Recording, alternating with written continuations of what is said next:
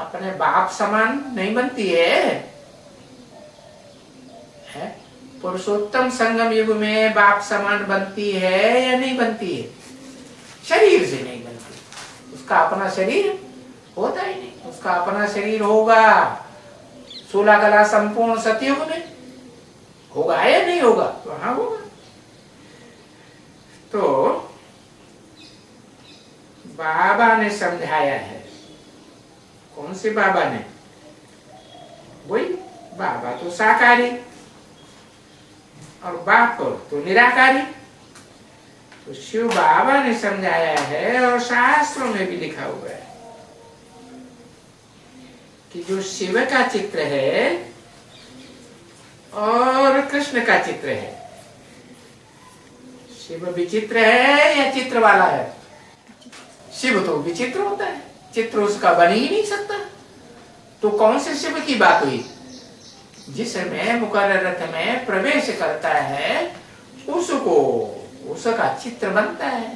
एक निराकारी स्टेज का चित्र बनता है, एक साकारी शरीर का भी चित्र बनता है। दोनों का नाम क्या है? क्या नाम है? साकारी शरीरधारी का नाम है शंकर महादेव और उसकी निराकारी स्टेज का नाम है शिवलिंग। वो शिव नाम क्यों लगाई दिया उसमें? क्योंकि वो शिव जब तक सुप्रीम सोल न प्रवेश करे तब तक वो शिवलिंग नहीं कहा जा सकता। शिव नेत्र कहा जाता है ना, ऐसे थोड़ी कहा जाता है शंकर नेत्र। माना शिव प्रवेश करता है तो कहा जाता है शिव नेत्र। तो फिर उसका चित्र भी बनता है और कृष्ण का चित्र भी लिखा हुआ है। कृष्ण का चित्र जो लिखा हुआ है शास्त्रों में, वो कौन सी कृष्ण की यादगार लिखी हुई है? 16 कला संपूर्ण कृष्ण की यादगार या संगम की कृष्ण की यादगार है? तो यादगार, त्योहार, मंदिर सब कहाँ के हैं? मंदिर, मस्जिद, गिरजाघर, गुरुद्वारे कहाँ की यादगार है? पुरुषोत्तम संगम की यादगार है। तो कृष्ण का चित्र भी शास्त्रों में लिखा हुआ है और जो शास्त्रों में लिखा हुआ है उसी का यादगार मंदिर में चित्र रखा हुआ है। कृष्ण का चित्र रखा है कि नहीं? क्या रखा हुआ है? बच्चे का चित्र रखा हुआ है या बड़े रूप का चित्र रखा हुआ है? बच्चे का चित्र रखा हुआ है। तो बच्चा पढ़ाने वाला होता है क्या? बच्चा पढ़ने वाला होता है या पढ़ाने वाला होता है? पढ़ने वाला होता है। तो जो पढ़ाने वाला है और जो पद मिलने का है, ये बिल्कुल बच्चे अच्छी तरह से जानते हैं। पढ़ाने वाला कौन हुआ? एक व्यक्तित्व है पढ़ाने वाला जिसमें सुप्रीम सोल भी और मुकर्रर रथधारी आत्मा है। तो आत्माएं दो और शरीर एक, तो एक ही व्यक्तित्व कहेंगे ना। तो ये बात बिल्कुल अच्छी तरह से बच्चे जान गए हैं कि वो पढ़ाने वाला व्यक्तित्व एक है और जो पद मिलने का है उस व्यक्तित्व से वो किसको मिलेगा? सतयुग के कृष्ण को पद मिलता है, क्योंकि सतयुग 16 कला संपूर्ण। तो वो कृष्ण भी जो वहां पैदा होने वाला है शरीर से अपने बाप के द्वारा, वो भी 16 कला संपूर्ण ही होगा ना। और उसका बाप उससे बढ़कर के होगा या छोटा होगा? कम होगा? बड़ा होगा। क्या बड़ा होगा? क्या उसका लकब? अरे लिख के बताओ एक अक्षर। अंतर क्या होगा दोनों में? हाँ, कलातीत है, बाप बाप होगा कलातीत, और जो बच्चा होगा सतयुग में 16 कला संपूर्ण सतयुग में, वो होगा कलाबद्ध 16 कला संपूर्ण। तो बच्चे अच्छा जानते हैं, तो भी जानते तो हैं है कि पढ़ाने वाला कौन है, तो सिर्फ जानने से काम नहीं चलेगा, उनको याद भी करना है। किनको याद करना है? जन्म लेने वाले को, जो सतयुग में 16 कला संपूर्ण बन करके जन्म लेता है, किनको याद करना है? उनको याद करना है। उनको माने किनको? शिव सुप्रीम सोल को भी याद करना है, और जिस मुकर्रर रथ में प्रवेश करते हैं उसको भी, वो भी याद तो आएगा ना, नहीं याद आएगा? वो भी जरूर याद आएगा। लेकिन प्रयास किसको याद करने का करना है? सुप्रीम सोल को याद करने का प्रयास करना है। भले वो बार बार याद आएगा, शरीरधारी भी, मुकर्रर रथधारी भी। तो अब सवाल है, निरंतर याद करना है या कब कब याद करने से भी चलेगा? निरंतर याद कर, वो कब याद आएगा?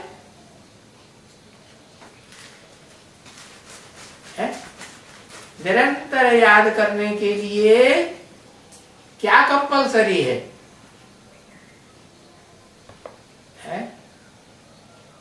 प्रैक्टिस। क्या प्रैक्टिस? किसको याद करने की प्रैक्टिस? हाँ, सहज याद करने की प्रैक्टिस तब पड़ेगी जब साकार साथ साथ में बुद्धि में रहे, कि वो निराकार साकार के बगैर कोई कार्य कर ही नहीं सकता है। ज्ञान सुना ही नहीं सकता, ज्ञान की बातें समझा भी नहीं सकता। व्याख्या कर सकता है? व्याख्या भी नहीं कर सकता। दृष्टि दे सकता है, सकाश दे सकता है दृष्टि का, वो भी नहीं दे सकता। या अन्य इंद्रियों का सकाश दे सकता है, दूसरी इंद्रियों का भी सकाश नहीं दे सकता। दे सकता है? नहीं दे सकता। तो साकार और निराकार दोनों के मेल से ही चैतन्यता आती है या नहीं आती है? दोनों का मेल होगा। जैसे आत्मा निराकार और शरीर साकार। निराकार आत्मा जब तक गर्भ में साकार शरीर में प्रवेश न करे तब तक उसे चैतन्य नहीं कहेंगे। तो निरंतर याद क्यों करना है? उसका जवाब क्या हुआ है? कि साकार को पहचानेंगे, साकार स्वरूप को पहचानेंगे कि सृष्टि रूपी रंगमंच पर सदाकाल क्या निरंतर ऑलराउंड शरीर से पार्ट बजाने वाली आत्मा कौन है, उसको पहचानना है। जन्म जन्मांतर के पाप हैं, इसी याद की यात्रा से कटने हैं। क्या सिर्फ निराकार को याद करने से जन्म जन्मांतर के पाप कटेंगे नहीं?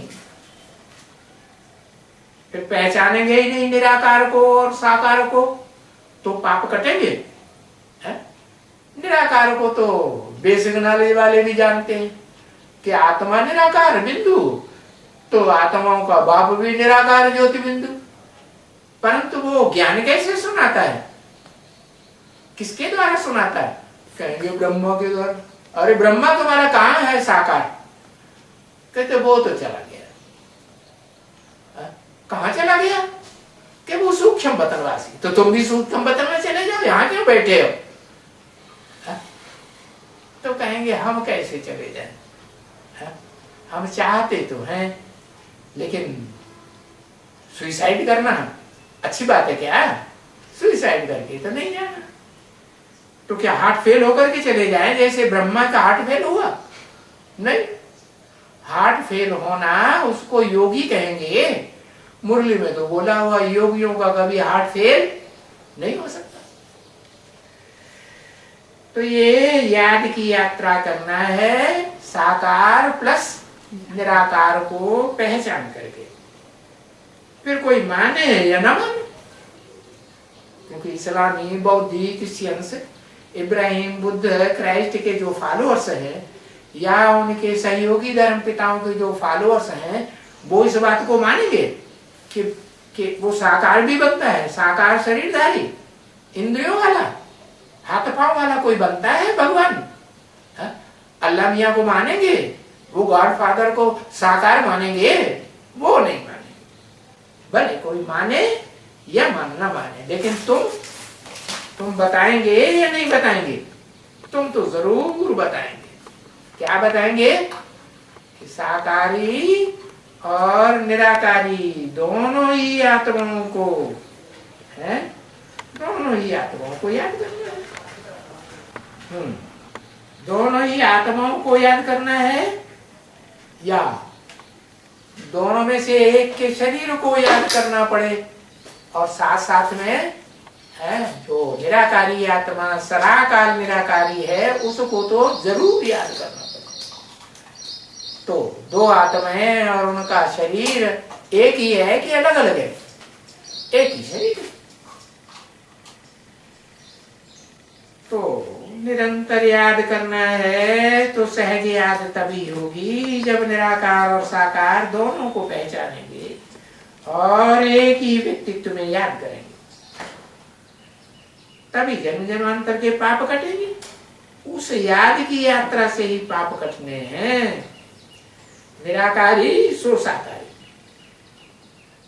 इसलिए रामायण में तुलसीदास ने भी कह दिया, सगुण ही माने साकार, अगुण ही माने निराकार। सगुण ही अगुण ही नहीं कछु भेदा, माने साकार और निराकार में भेद नहीं करना है। क्या?